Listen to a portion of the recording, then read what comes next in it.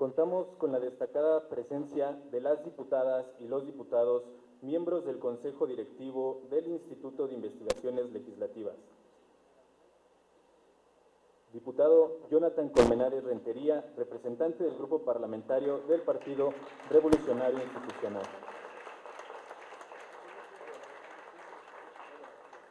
Diputada Daniela Gisela Álvarez Camacho, representante de la Asociación Parlamentaria Ciudadana. Diputada Elizabeth Mateos Hernández, representante de la Asociación Parlamentaria Mujeres Demócratas.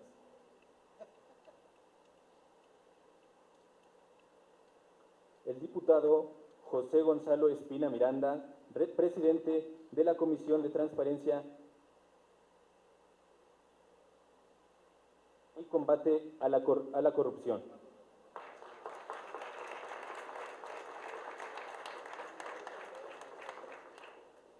Asimismo, se encuentra presente quien preside el Consejo Directivo y es el anfitrión de este evento, el maestro Alejandro Serrano Pastor, titular del Instituto de Investigaciones Legislativas.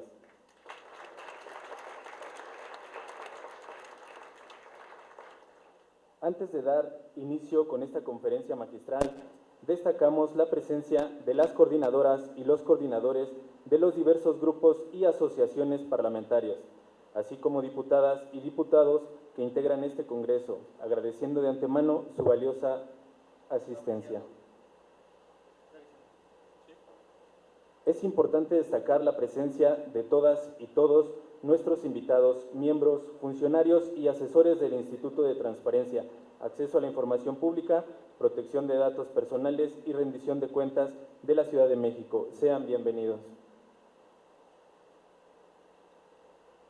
Asimismo, agradecemos la presencia de las y los asesores, secretarios técnicos y personal diverso que elabora de manera valiosa en este Congreso de la Ciudad de México, así como las y los alumnos de la Facultad de Derecho de la Universidad Nacional Autónoma de México y a los diversos medios de comunicación que hoy nos acompañan.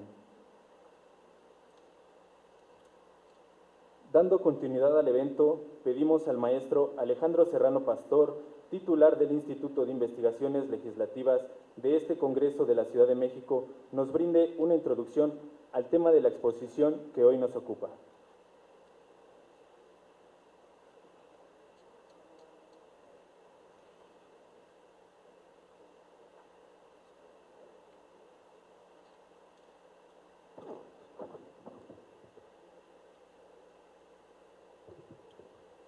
Buenas tardes, tengan todos ustedes, con el permiso del Presidium que hoy nos acompañan.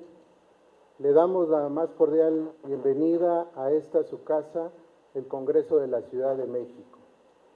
Hoy continuamos con una más de nuestras conferencias magistrales, en la que tenemos el honor de ser acompañados por el doctor Rodrigo Arístides Guerrero García, en su calidad de comisionado presidente del Info Ciudad de México, para quien le solicito un afectuoso aplauso.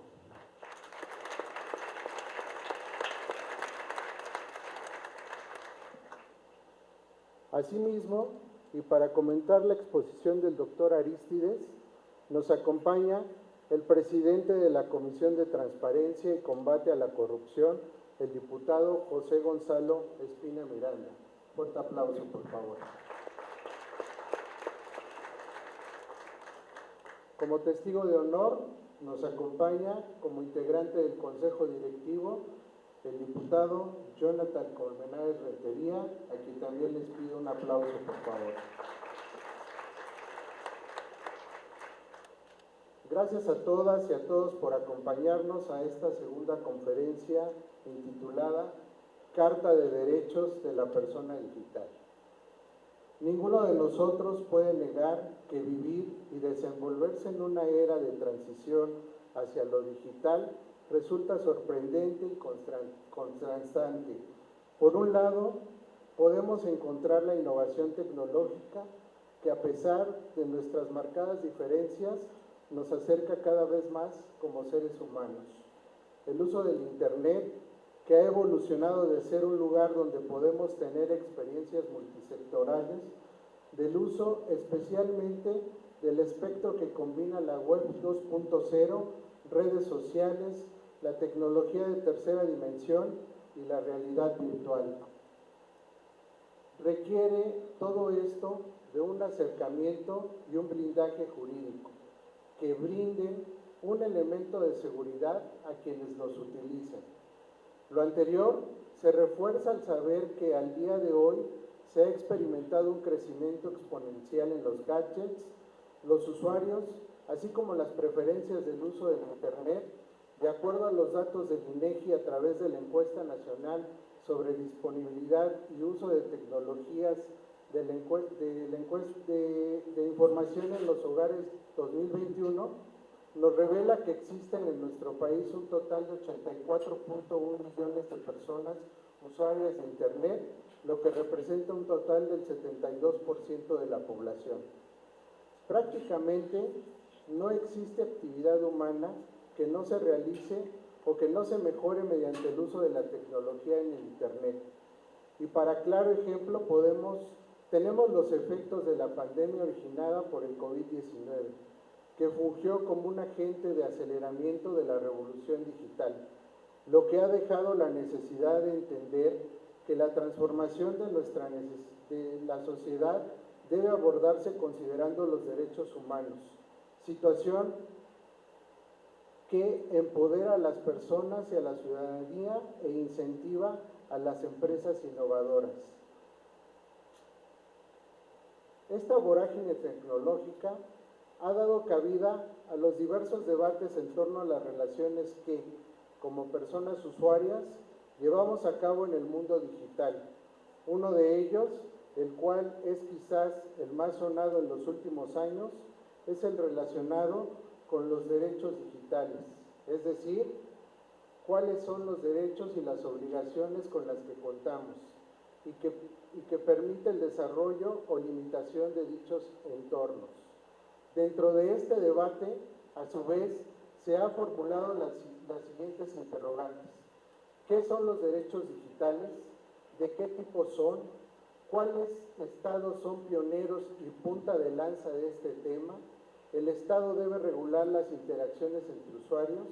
Y de ser así, ¿hasta qué punto debe intervenir entre las personas jurídicas del ámbito público y privado? Uno de los primeros acercamientos y esfuerzos institucionales que ha realizado en nuestro país es la Carta de Derechos de la Persona en el Entorno Digital, que si bien no es vinculante, representa un punto de partida para un diálogo serio y abierto para normar buenas prácticas, para asegurar la sana, armónica convivencia en la red y en las personas usuarias. Bajo este contexto, en plena conciencia de que el debate informado abrirá la discusión legislativa y parlamentaria, este debe de ser una herramienta primordial que este Congreso de la Ciudad de México, por esta y muchas razones más, les pedimos escuchemos con atención al comisionado presidente del Info Ciudad de México, Rodrigo Aristides García, a quien le cedemos el uso de la palabra, no sin antes expondremos brevemente su síntesis curricular.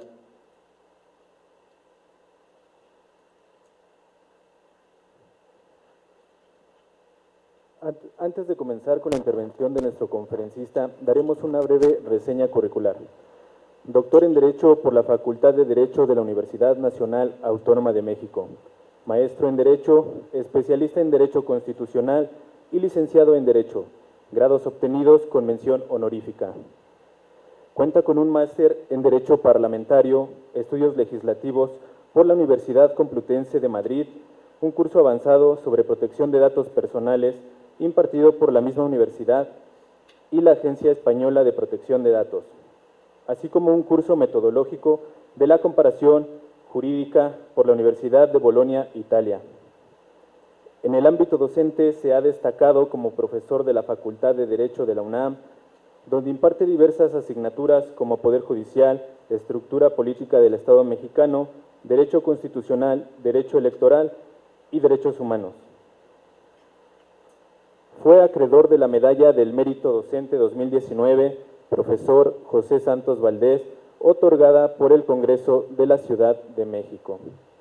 El 18 de diciembre de 2018 fue designado por el Pleno del Congreso de la Ciudad de México para desempeñar el cargo de comisionado ciudadano del Instituto de Transparencia, Acceso a la Información Pública, Protección de Datos Personales y Rendición de Cuentas de la Ciudad de México. Posteriormente, el 15 de diciembre de 2021, fue electo como comisionado presidente del Instituto. Demos un fuerte aplauso a nuestro conferencista.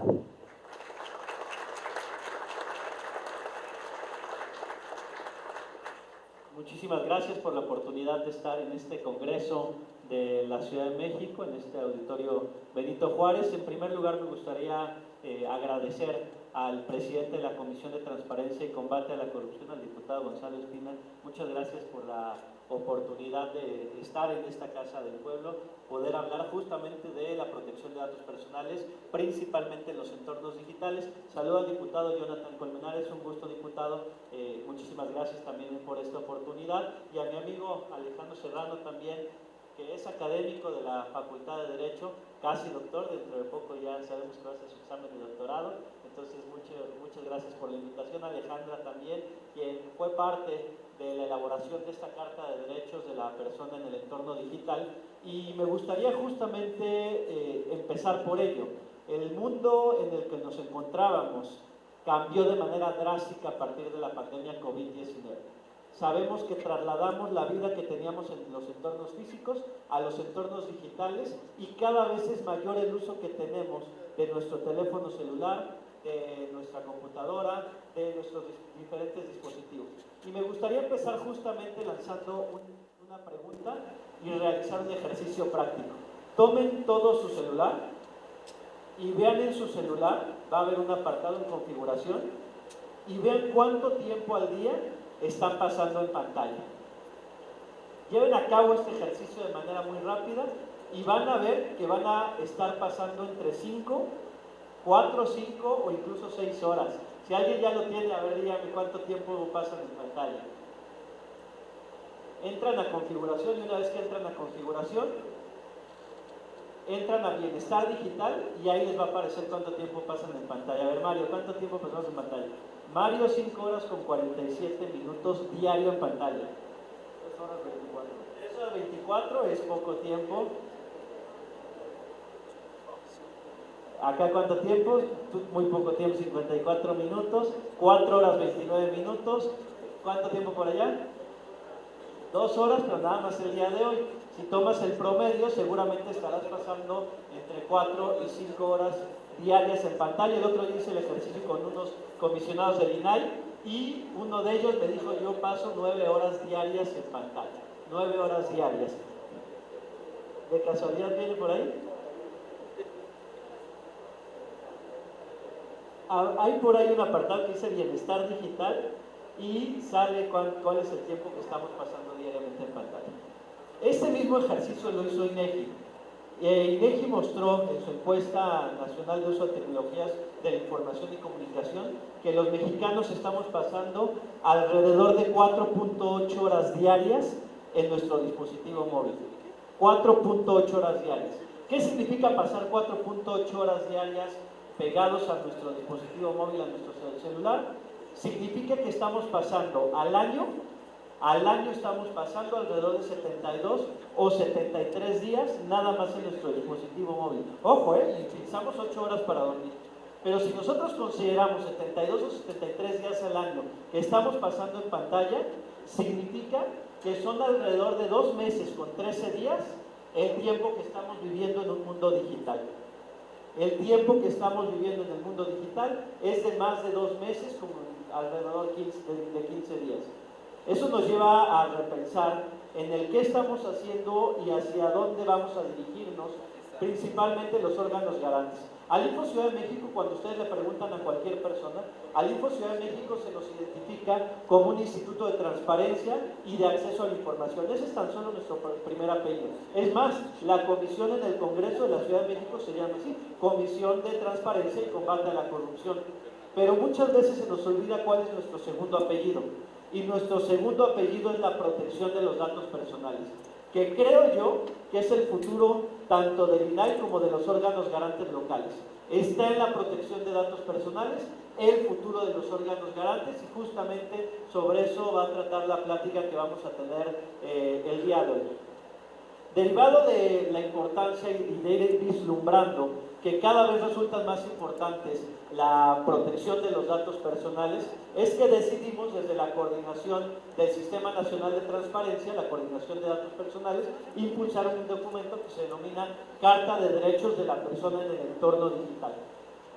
Dándole justamente fuerza, este año me tocó coordinar la Comisión de Datos Personales y junto con los comisionados de todas las entidades del país, nos dimos a la tarea de empezar a elaborar este documento que ya fue aprobado en las comisiones del sistema y que es un código de buenas prácticas. De ninguna manera tenemos la intención de invadir facultades del Poder Legislativo, por el contrario, es un poco empezar a dar ideas sobre temáticas que pudieran empezar a surgir en este siglo XXI, en donde pasamos más vida en el entorno digital. Incluso hay un estudio elaborado por una consultora, la consultora Domo, que se denomina Nuestros datos nunca duermen. Este estudio mostró que en el mundo se están enviando alrededor de 41.666.000 mensajes por la plataforma de WhatsApp.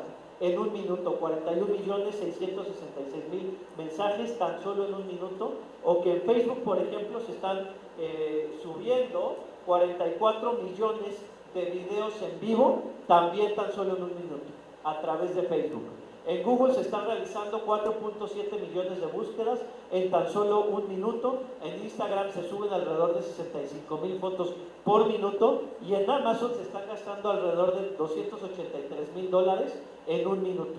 Es decir, todo esto que ocurría en el entorno físico se trasladó al entorno digital y hoy en día la mayoría de los que estamos en este auditorio probablemente hacemos nuestras compras en Amazon o hacemos el súper a través de una aplicación móvil, ya no hacemos fila en el banco o lo hacemos menos tiempo, lo hacemos todo a través de una aplicación, probablemente ya no vamos tampoco a la farmacia y estamos trasladando gran parte de nuestra vida al mundo digital.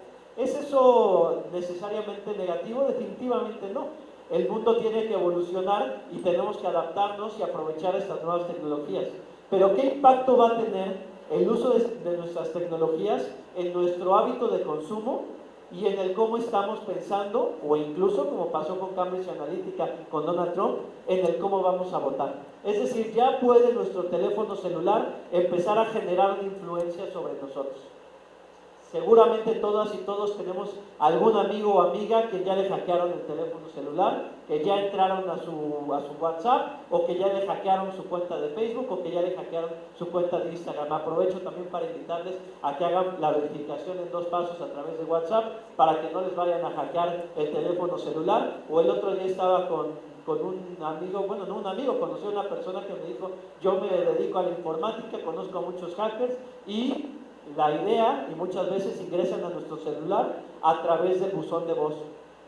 Una invitación es a que desactiven el buzón de voz, porque por ahí muchas veces ingresan a nuestro teléfono celular o a través del WhatsApp por no tener activada la verificación en 2 pasos.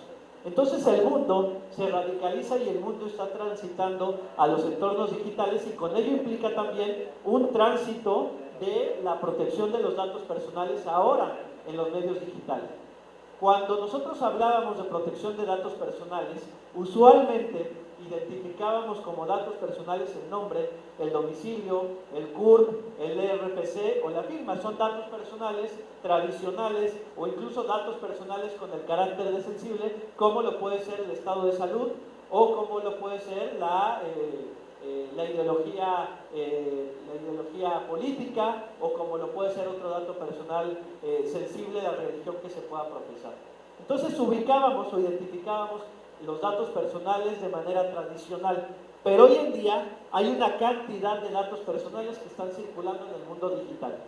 Hoy probablemente Google Maps o Waze puede saber dónde estuve el día de hoy, dónde estuve hace una semana, dónde estuve hace 6 meses y dónde estuve hace un año. Y entonces mi teléfono móvil me puede estar sugiriendo una ruta a seguir todos los días, o mi teléfono móvil me puede estar preguntando después de comer en algún restaurante o visitar un museo que qué me pareció determinado restaurante o qué me pareció tal museo. Eso nos pasa de manera muy cotidiana y ya se nos hace parte de la vida común. Pero en realidad esto implica una invasión a la privacidad.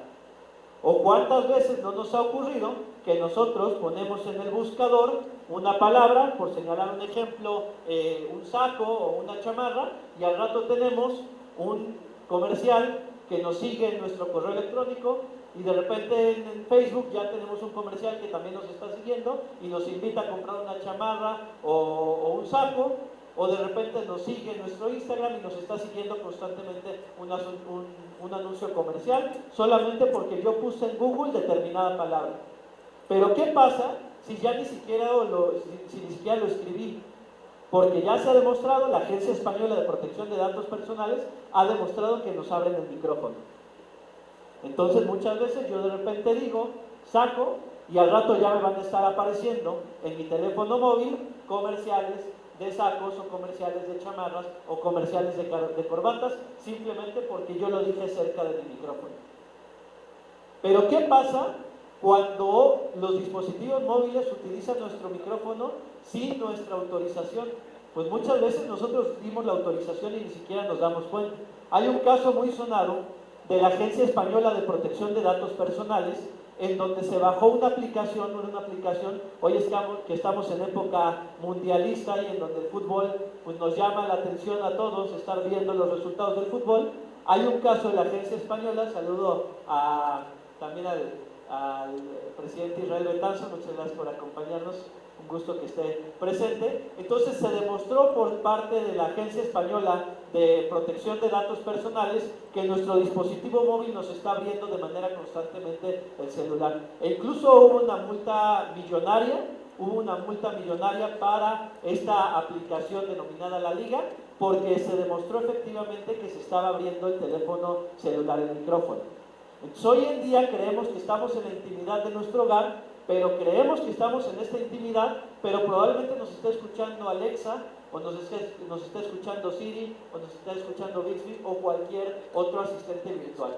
Es más, hubo un ejercicio de derechos ARCO también realizado por parte de España, hubo un ejercicio de derechos ARCO en donde se le preguntó a Amazon que cuál era la grabación de audios que se generaba sobre un usuario a través de este asistente virtual denominado Alexa, y Amazon tuvo que entregar carpetas de audios en donde tenían grabaciones que parecerían privadas, pero que en realidad no son tan privadas como lo creen. Entonces, hoy en día, insisto, este derecho a la privacidad se está viendo vulnerado por el uso constante de las tecnologías de la información y comunicación. Insisto, no estar peleados con el uso de dispositivos móviles, pero ser cuidadosos con toda la información que se está resguardando en nuestros dispositivos móviles, porque, insisto, hoy en día Google sabe perfectamente dónde estuve hace una semana, hace 6 meses y hace un año, y Alexa puede saber cuáles son mis hábitos de consumo, o una farmacia pudiera, a través de una tarjeta de lealtad que nos ofrece puntos probablemente para ofrecernos descuento, una farmacia puede saber cuál es mi hábito de consumo e incluso saber cuáles son las enfermedades que padezco. Entonces, hoy en día, insisto, cobra mayor relevancia la protección de datos personales en los entornos digitales ante esta situación acelerada que se está viviendo de los consumos que estamos teniendo a través de Internet. Como lo dije en un inicio, estamos pasando en Internet alrededor de 2 meses, con 15 días, todos los mexicanos. Y esto ya lo estudió y ya lo vislumbró el propio INEGI. Derivado de ello, es que decidimos en la Coordinación de Datos Personales lanzar una Carta de Derechos de la Persona en el entorno digital, justamente con la finalidad de tutelar el derecho a la protección de datos personales en el mundo digital, y con la finalidad de por lo menos enterarnos de cuál es la información que tienen diversos dispositivos electrónicos, diversos dispositivos móviles acerca de nosotros. Y entonces lanzamos este código de buenas prácticas. Y lo lanzamos justamente con la finalidad de generar un documento que en su momento pueda servir de insumo para que tal vez las y los legisladores puedan decir: me llamó la atención este tema de la Carta de Derechos Digitales, y lo pueda yo incorporar a la legislación mexicana. Y aquí vale la pena señalar dónde nos situamos en materia de protección de datos personales en México. En México, la protección de datos personales se encuentra contemplada en el artículo 6º, apartado A de la Constitución, pero desarrollada de manera más amplia en el artículo 16, segundo párrafo, en donde se señala el ejercicio de derechos ARCO. Y van a decir qué significan derechos ARCO. Por derechos ARCO vamos a entender acceso, rectificación, cancelación y oposición. Un ejemplo del acceso que podemos tener a nuestros datos personales es cuando yo acudo a un hospital y digo quiero ejercer mis derechos ARCO, quiero acceder a mi expediente clínico. Es mi derecho. El hospital no tiene el derecho de negarme a que yo acceda al propio expediente clínico. ¿Por qué? Pues porque son mis datos personales. Una universidad, pasó mucho en la pandemia, a raíz de la pandemia COVID-19, ¿cuántas veces no encontramos que muchas escuelas privadas probablemente estaban negando entregar la boleta de calificaciones porque probablemente no se había pagado la colegiatura? Y entonces cualquier usuario podría llegar y decir, ¿sabe qué? Pues no es que me quieras o no me quieras entregar mi boleta de calificaciones, es que es mi derecho porque estoy accediendo a mi expediente académico. Y el que tú no me permitas acceder a mi expediente académico, es decir, a mi boleta de calificaciones, me puede a su vez vulnerar el derecho al trabajo. Bueno, primero el derecho a la educación y luego el derecho al trabajo. Entonces, por derechos ARCO es el derecho a acceder, primero acceso es acceder a mis propios datos personales. Hoy en día, incluso a este acrónimo ARCO se le agrega la letra P, que es el derecho a la portabilidad. El derecho a la portabilidad lo vivimos de manera cotidiana, por ejemplo, cuando queremos cambiarnos de compañía telefónica. No sé si recordarán anteriormente que probablemente estabas en la compañía A y decías, ya me cansé de esta compañía telefónica, ahora me quiero ir a la compañía B. Y la compañía A te decía, sí, cámbiate de compañía telefónica, pero no te puedes llevar tu número telefónico. Entonces es cuando se crea el derecho a la portabilidad, y hoy en día si tú te quieres cambiar de compañía telefónica, con el simple hecho de que generes un nuevo contrato, se genera la propia portabilidad. Ese es otro ejemplo de cómo existe la tutela de protección de datos personales y cómo puede ser útil a pesar de que no sea tan conocida hoy en día. E insisto mucho, ¿qué tan preparado estaba México para vivir de un tránsito, de un entorno físico a un entorno digital? ¿Qué tan preparados estábamos legislativamente? Decía yo que en el artículo 6º, apartado A de la Constitución, está la protección de datos personales y se desarrolla de manera más amplia en el artículo 16, segundo párrafo. Pero ¿de cuándo es nuestra ley de protección de datos personales? Tenemos dos legislaciones: la Ley Federal de Protección de Datos Personales en posesión de particulares y la Ley General de Protección de Datos Personales en posesión de sujetos obligados. La Ley Federal de Protección de Datos Personales es del año 2010. Pensemos en México, en el México del año 2010. En el año 2010, en México apenas estaba generándose Facebook, apenas estaba llegando a Latinoamérica. Seguramente Jonathan, Gonzalo, Israel, Alex y yo utilizábamos primero Hi-Fi, ya después llegó Facebook y ya después llegó Instagram y ya después llegó TikTok. Pero en el año 2010 todavía no existía ni Instagram ni TikTok. Facebook apenas estaba llegando a Latinoamérica. En el año 2010 todavía no se realizaban o no se compraban productos a través de Amazon. Ya dije al inicio, hoy en día se consumen alrededor de 283,000, se llevan a cabo 283,000 compras a través de Amazon en un minuto nada más. En el año 2010 todavía no había compras por Amazon. En el año 2010 era otro el México que teníamos, y es cuando se crea la Ley Federal de Protección de Datos Personales en posesión de particulares. Naturalmente esta ley ya se encuentra hoy en día rezagada. A la fecha esta ley federal no ha tenido ninguna reforma y es una ley que existe, no ha sido reformada, y naturalmente como no ha sido reformada todavía no se contemplan la protección de datos personales en entornos digitales. Pero ¿qué pasaba en el mundo? En el mundo sí estaban preparados o sí se estaban preparando para este tránsito en el entorno digital. Por ejemplo, Francia. Francia en el año 2016 lanza la Ley de la República Digital Francesa, una ley de avanzada para su época que incluso ya contemplaba el uso de videojuegos. toda la circulación de datos que se están generando a través de los videojuegos hoy en Internet. Sabemos que hoy en día probablemente nuestros hijos o nuestras hijas puedan estar jugando un videojuego desde México con otra persona en Japón, o con otra persona en Alemania, o con otra persona en Argentina o en alguna otra parte del mundo. Entonces hoy en día el uso de videojuegos en línea permite que un usuario desde México pueda estar interactuando con otra persona en el mundo. Y probablemente nuestros hijos o hijas crean que están jugando con una persona porque tiene un avatar y tiene un nombre y dice tener cierta edad, pero probablemente la persona que se encuentra del otro lado de la pantalla sea una persona totalmente diferente a la que dice ser. Puede ser una simulación, un avatar, y en realidad se trata de un adulto que está jugando videojuegos y simula ser un niño. Vuelvo a otros tiempos. Seguramente cuando el presidente de Israel y yo íbamos a jugar maquinitas, nos mandaba nuestra mamá por las tortillas, seguramente jugábamos maquinitas, pero sabíamos que estábamos jugando con el vecino. Conocíamos a la persona con la que estábamos jugando el videojuego.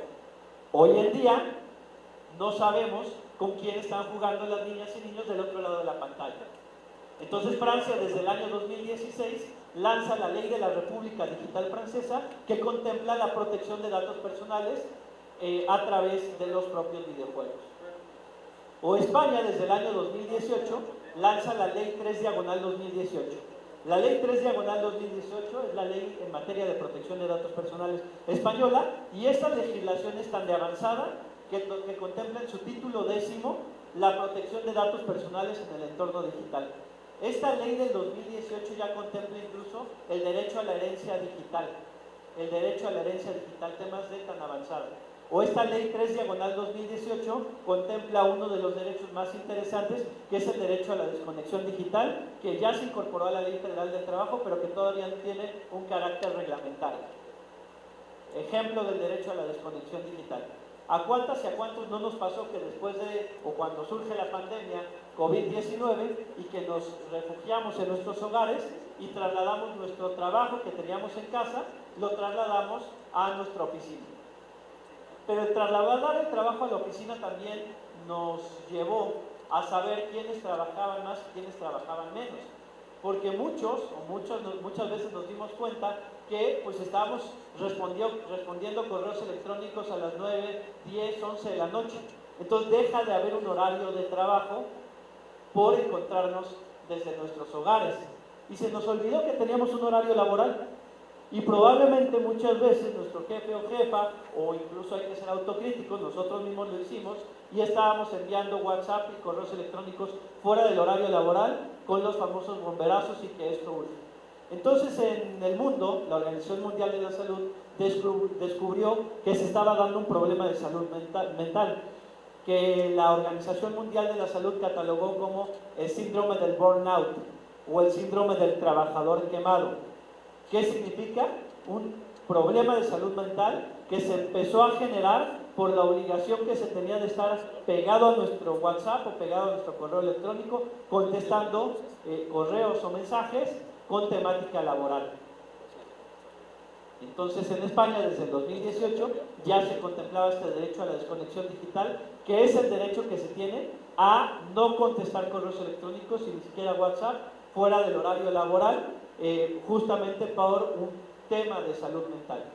Esto ya se encuentra en España desde el 2018 y ya ha habido multas para empresas que no cumplen con este derecho a la desconexión digital. Es otra idea que puede surgir para el ámbito legislativo, el derecho a la desconexión digital, porque aunque en México se incorporó en la Ley Federal del Trabajo, en el artículo 68 bis, ya está el derecho a la desconexión digital y ya está el denominado teletrabajo. Hoy en día este derecho a la desconexión digital está en la ley, pero no tiene un desarrollo de cómo implementarlo, cómo hacerlo efectivo. Entonces, otra idea que se incorpora en esta Carta de Derechos de la Persona Digital, y que puede ser una herramienta bastante útil para quien quiera empezar a indagar dentro de los entornos digitales. Dentro del mundo digital vamos a encontrar también los derechos que tienen los grupos en situación de vulnerabilidad. Aquí surgen ideas, por ejemplo, sé que el diputado Jonathan se encuentra en la Comisión de Derechos Humanos, sé que el diputado Gonzalo Espina preside además transparencia y combate a la corrupción, pero con ello también protección de datos personales. Hoy en día la protección de datos personales de niñas, niños y adolescentes también implica un mayor reto, porque se han dado casos en materia de protección de datos personales tanto en México como en el mundo, en el que pues se insiste, muchas veces no sabemos en redes sociales con quién están chateando las niñas y los niños. Y el famosísimo caso Maluma. Todas y todos conocemos al famoso cantante Maluma. Pues en Colombia un usuario de Facebook se hizo pasar por Maluma, empezó a enviar solicitudes de amistad a niñas de entre 10 y 12 años, se empezó a ganar su confianza y una vez que se ganó su confianza empezó a pedirles imágenes con contenido sexual. Esto es pederastia infantil y se dio en Colombia y se está dando en diversas partes del mundo. Pues justamente la Carta de Derechos de la Persona Digital contempla la protección de datos personales de niñas, niños y adolescentes. En realidad la protección de datos personales de niñas, niños y adolescentes tiene un desarrollo legislativo muy vago, muy genérico. No hay en México una legislación en materia de protección de datos personales en los entornos digitales. La principal tarea es de las y los legisladores federales, porque la competencia en materia de protección de datos personales en posesión de particulares, de conformidad con el artículo 73, fracción 29, inciso O de la Constitución, corresponde únicamente al ámbito federal. Pero ello no implica que podamos nosotros ser coadyuvantes desde lo local en el ámbito digital. Entonces estaba hablando de grupos en situación de vulnerabilidad, niñas, niños y adolescentes. Ahorita tocó el tema de adolescentes con las denominadas leyes que combaten la violencia digital. Por ejemplo, también atendiendo a grupos en situación de vulnerabilidad, pues tiene que ver también con el cómo hacemos más accesibles los derechos digitales de las personas en situación de vulnerabilidad. Ejemplo, las páginas de internet. Hemos descubierto, el Info Ciudad de México lleva a cabo la evaluación de los sujetos obligados de manera constante y hemos descubierto que muchas veces se suben las obligaciones comunes en materia de transparencia en los propios portales de internet, pero, por ejemplo, se sube un documento en formato PDF y en formato de imagen. El hecho de subir un documento en PDF formato de imagen impide que una persona con discapacidad visual pueda leerlo a través de un software especializado. Entonces, derivado de ello, es que poco a poco hemos estado trabajando en nuestro portal de internet para que nuestras resoluciones se suban, por ejemplo, en un formato amigable para un software y que pueda ser leído para una persona con discapacidad visual. Tan solo el subir un documento en formato Word o en PDF, no en formato de imagen, sino PDF con posibilidad de leer en un software especializado, podemos lograr una página de internet accesible. Ese es uno de los grandes retos que tenemos en el entorno digital. El lograr que nuestras páginas de internet sean accesibles para personas con discapacidad.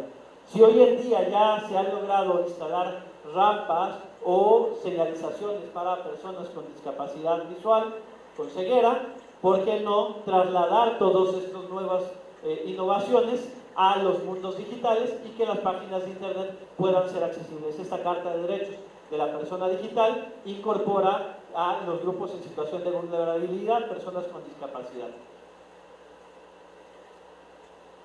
o los adultos mayores.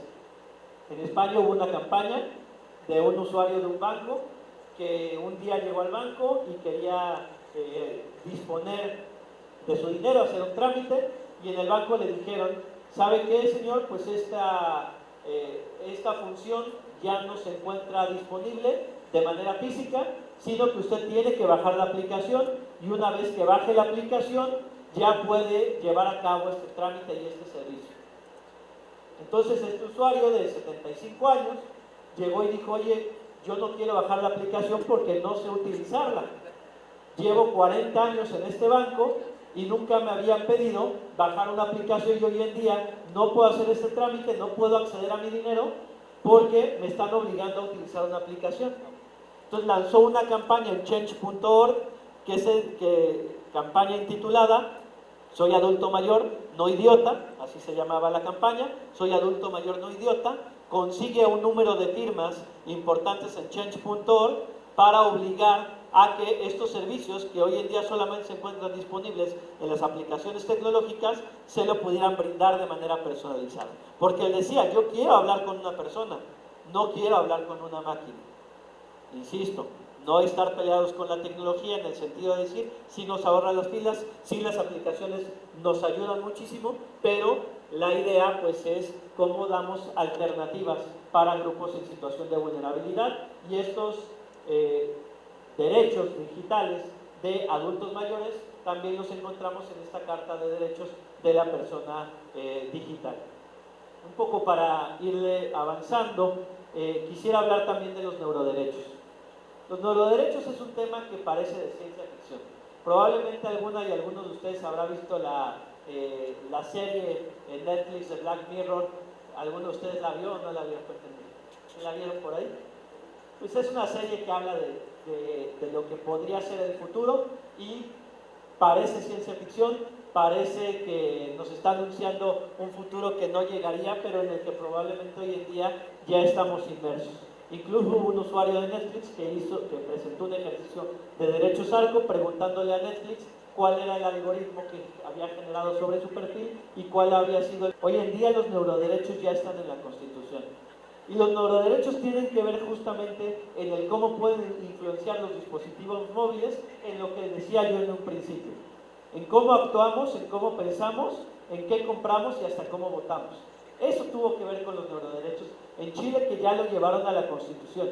Chile, uno de los países que está trabajando de manera importante en los entornos digitales. Uno de los protagonistas es Ciro Colombara. Ciro Colombara es uno de los que llevó el caso Clos Reyes contra Chile ante la Corte Interamericana de Derechos Humanos, que fue justamente uno de los precedentes que dieron fuerza al derecho de acceso a la información. Y hoy el mismo Ciro Colombara está generando precedentes para impulsar los denominados neuroderechos. Los neuroderechos implican en el cómo protegemos los derechos que se encuentran dentro de nuestra, su palabra lo dice, dentro de nuestros neurones, en el cómo pensamos, los denominados neuroderechos que están en la Constitución de Chile. Volviendo al ejemplo, hoy en día nuestro teléfono puede saber lo que escribimos y nos sugiere un producto. Puede abrir tu micrófono y nos sugiere un producto.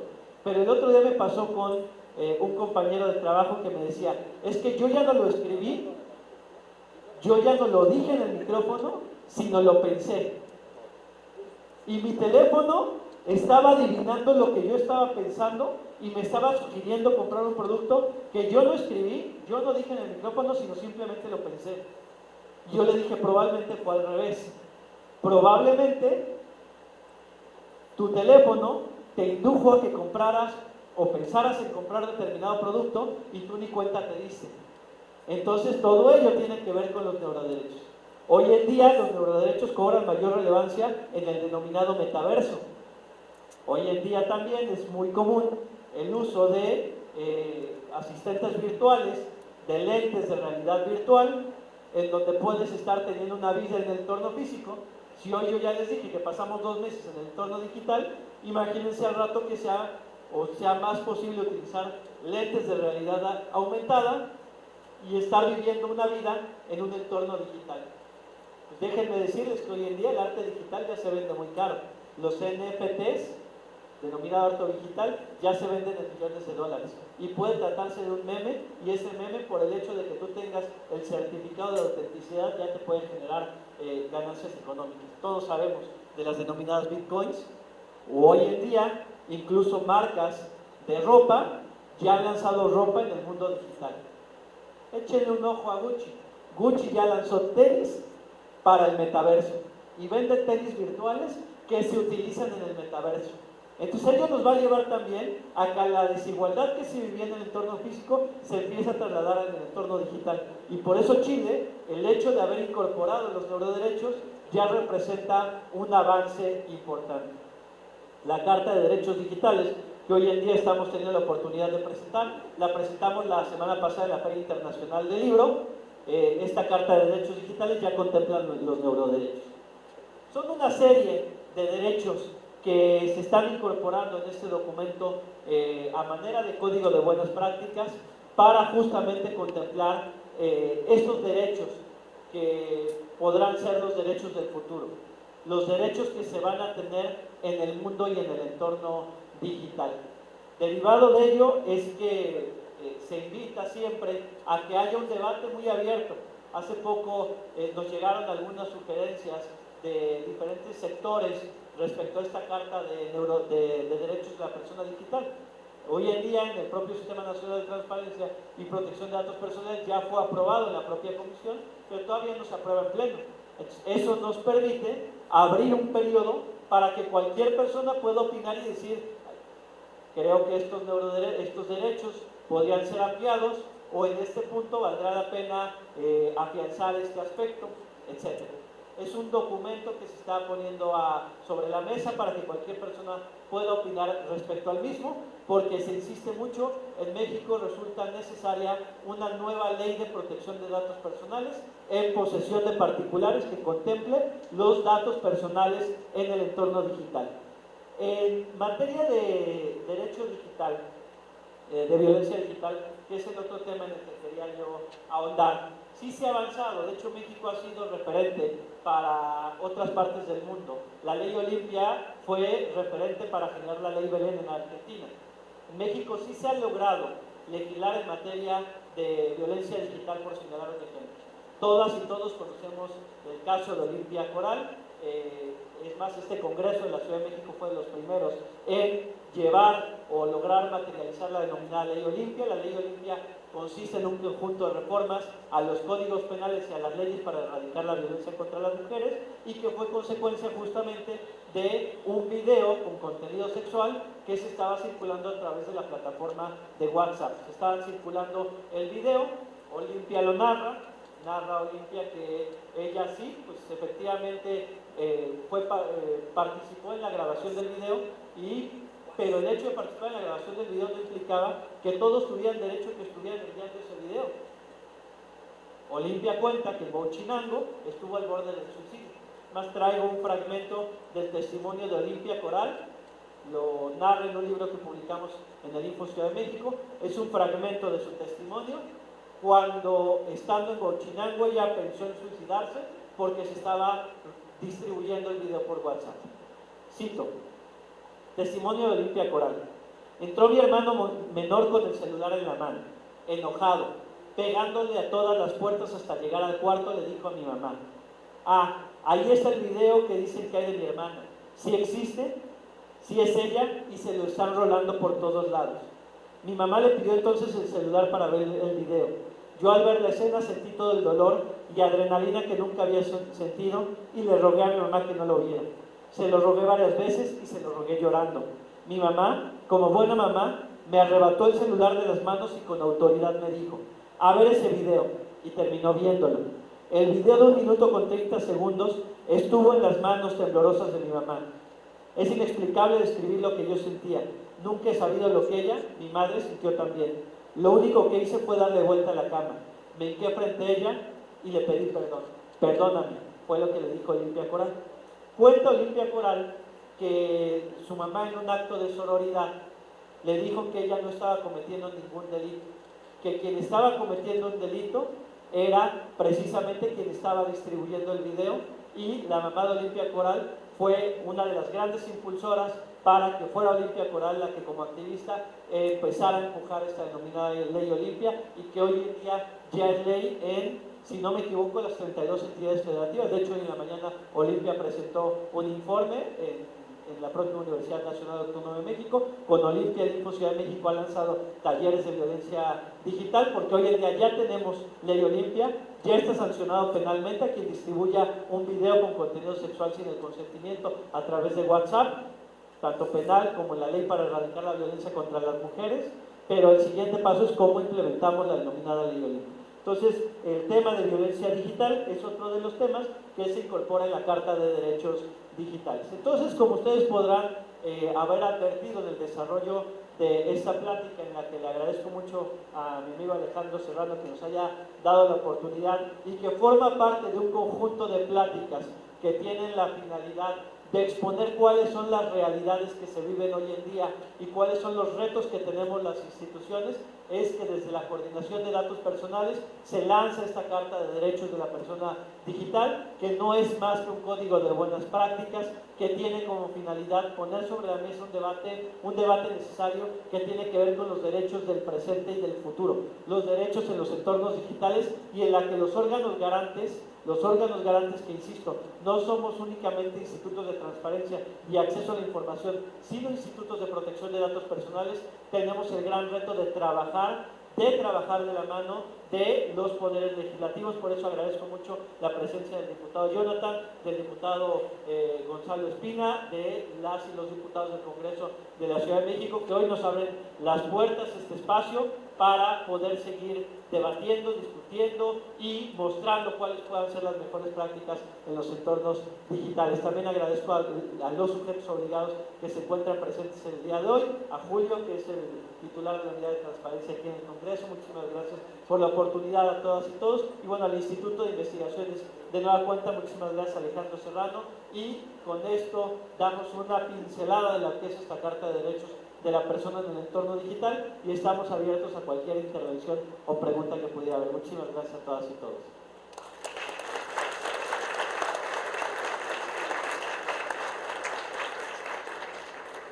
Excelsa conferencia.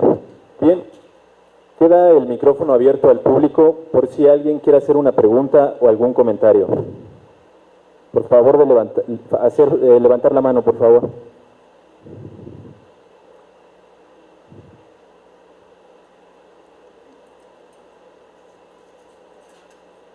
Muy buenas tardes. La verdad, Alcaldía de Iztacalco felicita al Instituto porque va a la vanguardia en todo lo que se refiere a datos personales. Y realmente sí, o sea, hace unos años, si nos hubieran comentado todo esto, lo veríamos como algo de ficción, y sin embargo ya lo estamos viviendo. Muchísimas gracias por la conferencia, felicidades. Muchas gracias. ¿Alguien más?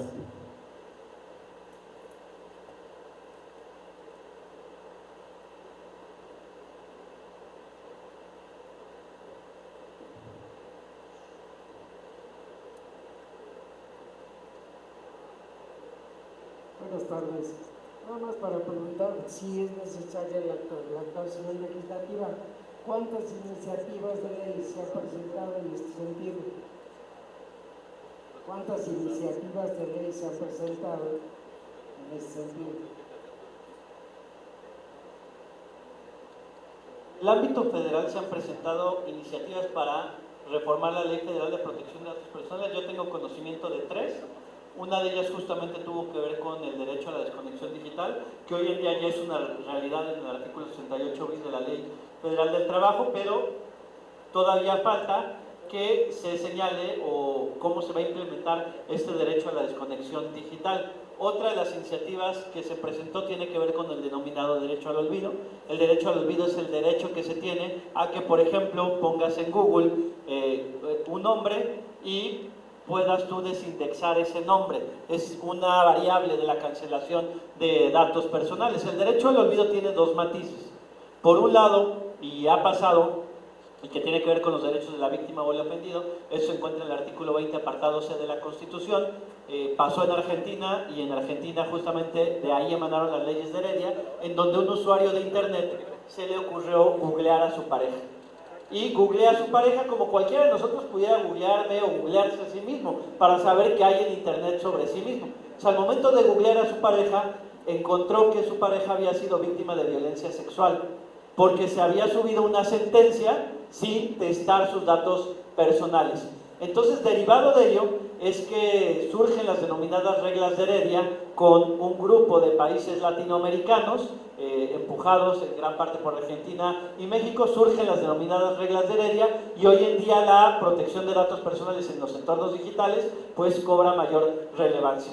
A partir de la reforma de la Ley General de Transparencia y la Ley de Transparencia de la Ciudad de México, hoy en día todas las sentencias deben ser públicas. Anteriormente era una obligación específica de los poderes judiciales el que se publicaran las sentencias que pudieran ser relevantes. Hoy en día, como saben, ya es una obligación específica la publicación de absolutamente todas las sentencias, con la finalidad de ver cómo, o poder examinar cómo está juzgando un determinado operador jurídico un caso. Pero el hecho de que se suban todas las sentencias no implica que se suban las sentencias en su versión íntegra, sino que se deben subir las sentencias en una versión pública, lo cual implica el testado de datos personales, principalmente tratándose de datos personales de víctimas ofendidos, y de esta manera evitar una doble revictimización. Es decir, si una persona fue víctima de violencia sexual, pues al momento de subirse a alguna sentencia naturalmente no va a venir el nombre. Entonces es ser muy cuidadoso con las sentencias que se suben en una versión pública, porque si bien es una obligación específica que tienen los poderes judiciales, es importantísimo ser muy cuidadoso con los datos personales de la víctima o el ofendido para evitar una doble revictimización. Entonces ahí cuando encuentran las sentencias públicas justamente una obligación de testar todos los datos que pudieran ser personales. Hay al menos 3 iniciativas que se han presentado al respecto, respondiendo la pregunta. Ya nos acompaña luego el diputado Gonzalo Espina, quien de nueva cuenta le agradecemos como presidente de la comisión la oportunidad de estar por aquí. No sé, diputado, si quisiera hacer algún comentario final, o ¿hay más preguntas por ahí? Bien, para comentar la ponencia de nuestro invitado, le pedimos al diputado José Gonzalo Espina Miranda, presidente de la Comisión de Transparencia, Combate a la Corrupción, nos brinde sus valiosas aportaciones al tema que hoy nos ocupa.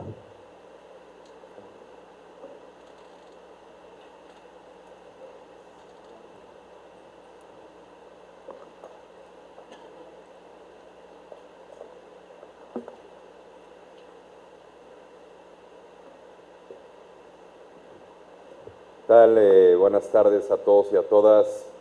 Buenas tardes, doctor Arístides Guerrero García, comisionado presidente del Instituto de la Transparencia de la Ciudad de México, maestro Alejandro Serrano Pastor, titular del Instituto de Investigaciones Legislativas del Congreso de la Ciudad de México, mi amigo Jonathan, diputado, compañero y amigo, distinguidos asistentes a la conferencia magistral Carta de Derechos de la Persona Digital. Sean todas y todos bienvenidos en este Congreso de la Ciudad de México. Como presidente de la Comisión de Transparencia y Combate a la Corrupción, me honra estar aquí compartiendo con ustedes un momento en el cual el Congreso, a través de su instituto, aborda una de las facultades más nobles del poder legislativo: estudiar, conocer para transformar, y por ello es un honor escuchar la ponencia de mi amigo el presidente del Instituto de Transparencia de la Ciudad de México, en un tema innovador que estoy seguro abonará en los esfuerzos de nuestro Instituto de Investigaciones Parlamentarias para construir un marco de vanguardia. Todas las personas que estamos aquí reunidas tenemos una identidad digital.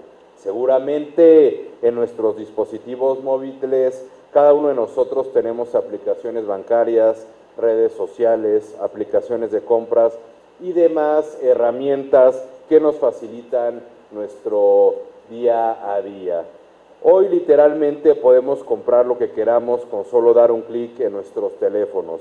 Esta situación resulta un problema para las legislaciones, ya que el nacimiento orgánico de estas aplicaciones han rebasado a una realidad jurídica, pues las dobles identidades, los fraudes, los robos, las extorsiones han evolucionado. Aquí hemos legislado temas como los famosos montadeudas. Por ello, la propuesta del doctor Arístides sobre que como usuarios contemplemos como una carta pública de derechos es pertinente y necesaria para acercar al usuario a plataformas digitales al conocimiento responsable del uso de su información, con el fin de que conozca sus derechos y obligaciones, pero también el fin es saber cómo actuar ante una situación que haga vulnerables datos personales tan sensibles como los biométricos. Desde la Comisión de Transparencia hemos venido siguiendo el trabajo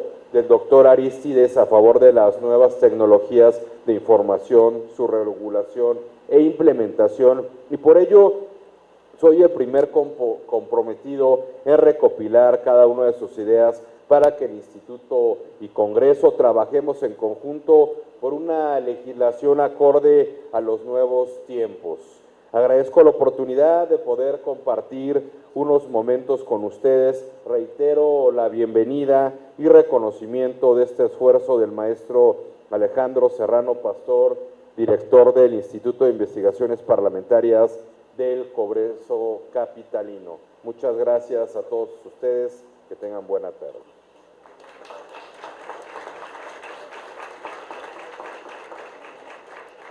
Muchas gracias, diputado. Bien, cedemos el uso de la palabra al diputado Jonathan Colmenares Rentería, del Partido Revolucionario Institucional.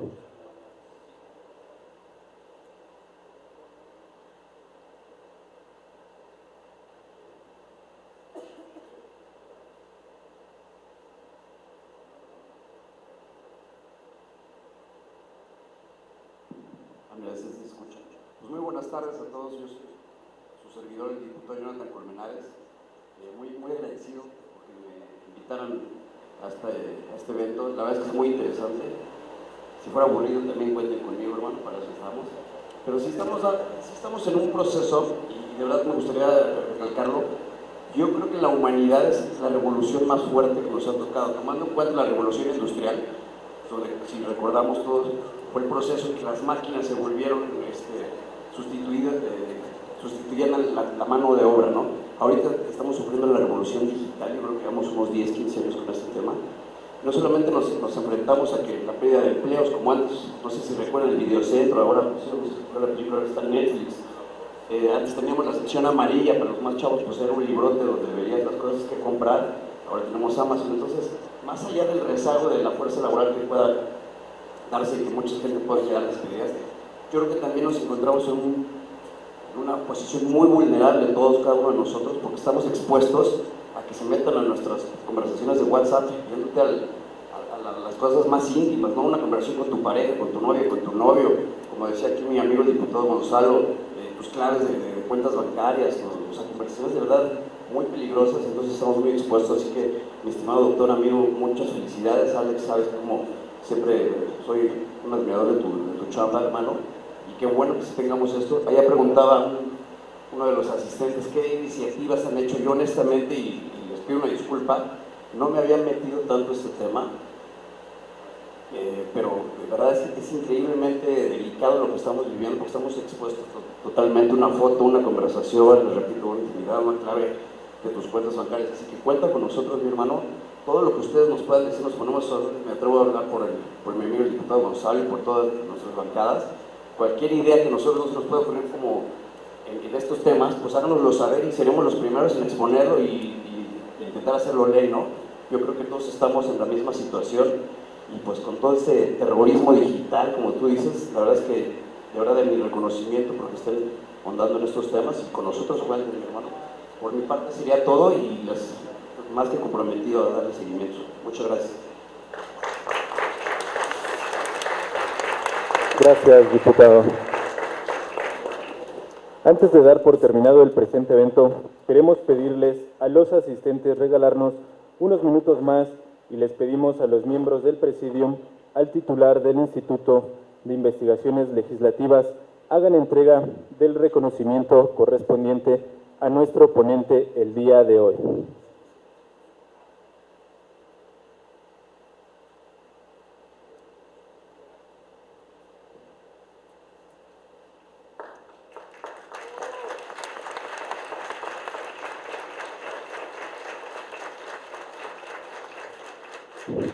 Bien, hemos llegado a la conclusión de esta conferencia magistral y nos gustaría agradecer a la Oficialía Mayor, a la Dirección General de Comunicación Social, a la de Servicios Generales, áreas de diseño, demás áreas de este Congreso por todas las atenciones brindadas para llevar a cabo este evento.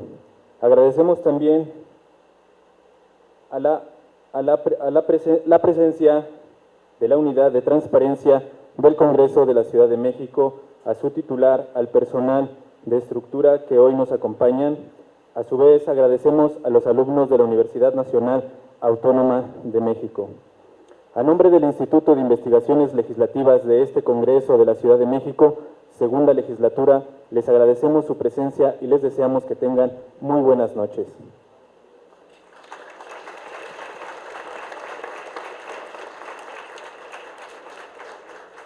Muchas gracias a todos y bueno, los equipos, Alejandra, Margarita, Mari, que nos ayudaron mucho a elaborar esta carta y naturalmente a la comisionada Josefina Román del INAI, que le ha dado empuje también a este documento.